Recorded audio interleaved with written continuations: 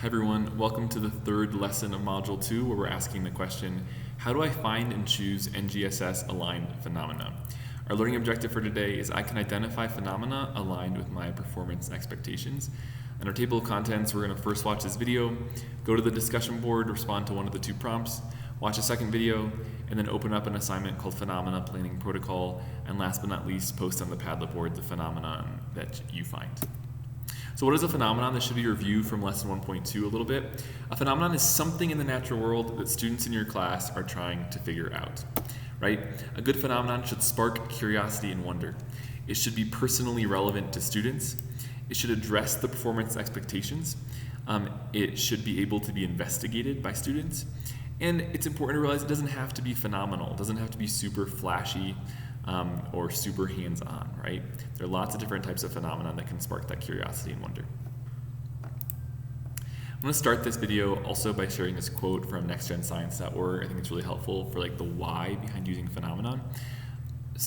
By starting a unit or a lesson with a phenomenon, students are able to identify an answer to why do I need to learn this before they even know what this is, right? So oftentimes when you start a unit with a phenomenon, the students don't know that you're about to start a unit that's focused on forces or focused on cells, right?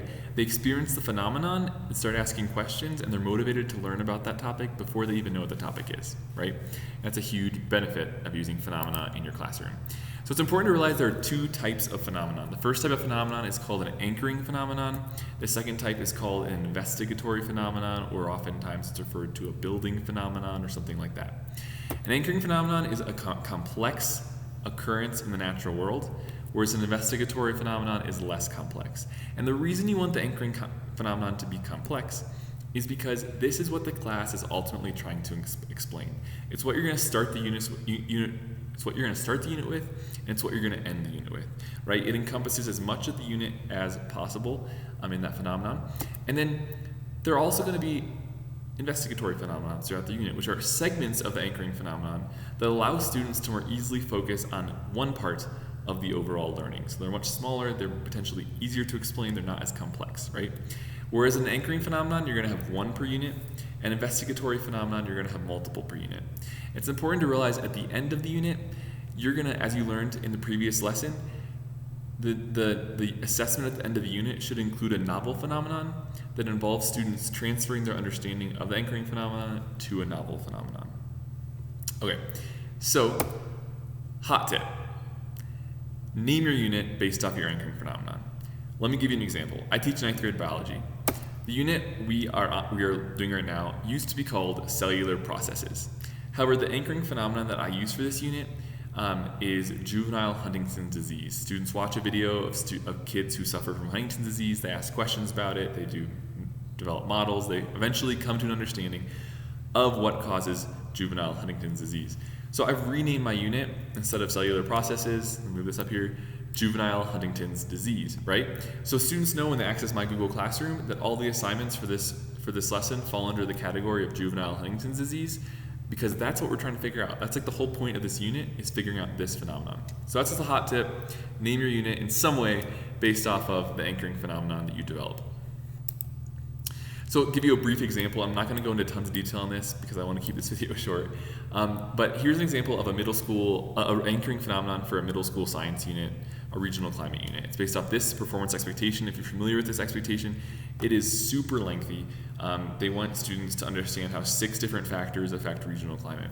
So my anchoring phenomenon I start with is a map of Colombia. I'm located in Bogota, so it's a map of Colombia. It's relevant to students, right? And we ask questions about why. And I should say, this is the Köppen-Geiger climate map of Colombia. So all the different colors represent different climates within Colombia.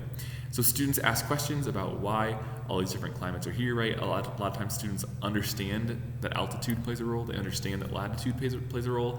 But the other factors that they're supposed to know, they have no idea how those play a role, right? Or that they're even factors, right? So this is the anchoring phenomenon we start with. We ask questions, we plan investigations based on this big phenomenon. But within the unit, we also have additional investigatory phenomena. I'll move my face over here again. Investigatory phenomena, right? And I'm not going to go into detail, but you can see we study different cities and compare their climates and figure out why their climates are different. and it reveals what's in the italics right here: how proximity to water affects climate, how the ocean currents affect climate, how proximity to mountains affect climate, etc. So those are all investigatory phenomenon. And then we come back at the end and throughout the unit, but especially at the end, and make sense of this climate map of Columbia, right? So instead of maybe calling this a regional climate unit, perhaps I could call it Climate in Columbia. Or if I wanted to insert a cross-cutting concept in there, I could call it Using System Models to Understand Climate in Columbia. Might be a little bit wordy, but it's another idea. So common misconceptions about phenomena. Number one, phenomena are good to bring in after students have learned the content. Hopefully we all know by this point in the course, like, no, phenomena should start the learning and drive the learning, right? There's one phenomenon per unit. As we just learned, no, there's multiple, right? There's anchoring and there's investigatory phenomena in the unit. From my experience, if you only focus on having one phenomena per unit, kids get bored, right? You want to have lots of little phenomena throughout, so kids are constantly, you're re-sparking the curiosity and wonder, right? A phenomenon is synonymous with a hook. So the reason this is a misconception is because a phenomenon isn't just something to get their attention, it's something that should be aligned to the standards and should drive that learning throughout the unit or throughout the lesson, right? So it's not just like some flashy thing to show the kids to get them interested, right? It should drive the learning. And like we just said, phenomena should be fun, flashy, and hands-on. No, we learned, it doesn't have to be, right? Paul Anderson, one of his videos that you could have watched in lesson 1.2 as an optional resource, said that one time for I think it was a middle school life science class, the phenomenon was just looking at a data table of Gregor Mendel's data from hundreds of years before about pea plants, and that's what his phenomena that kids looked at and tried to make sense of. Another misconception is that phenomena can be generic science topics like ecosystems or volcanoes. So the idea here is we start a unit by saying, okay, go kids, ask questions about volcanoes, right? The reason that's not a phenomenon is because phenomena should be specific instances or occurrences. So instead of asking questions about volcanoes in general, they could be watching a video about a volcano erupting, maybe somewhere close to them, geographically close to them, and asking questions about what they're seeing in that specific video or that specific eruption. And last but not least, the summative assessment should ask questions about the anchoring phenomenon. No, we said it should ask questions about a novel phenomenon, so like a different phenomenon from the phenomenon that you're using to anchor your unit. Big X. And I wanted a quick share before we end the video. Using phenomena in the classroom can kind of feel like a continuum, right? As far as where you're at in the process. So if you're brand new to this, maybe you don't use phenomenon, right? You're focused on teaching content. As you go farther down the continuum, you use phenomena, maybe they're not really sparking curiosity. And I find myself in this spot a lot of times, right? Like I have something that I think is an awesome phenomenon, but I present it to my students and they're not really interested, right? So sometimes I find myself at this step, just struggling to find the best phenomenon for my students. Or maybe you're at this step. Teachers use an investigatory phenomenon at the beginning of each lesson, but there's no continuity from lesson to lesson. In other words, there's no anchoring phenomenon connecting all the investigatory phenomena. Or maybe the teacher uses an anchoring phenomenon to guide a deep inquiry process and plans out investigatory phenomena to assist in that deep inquiry process. This is super high level. This is where a lot of amazing teachers are at.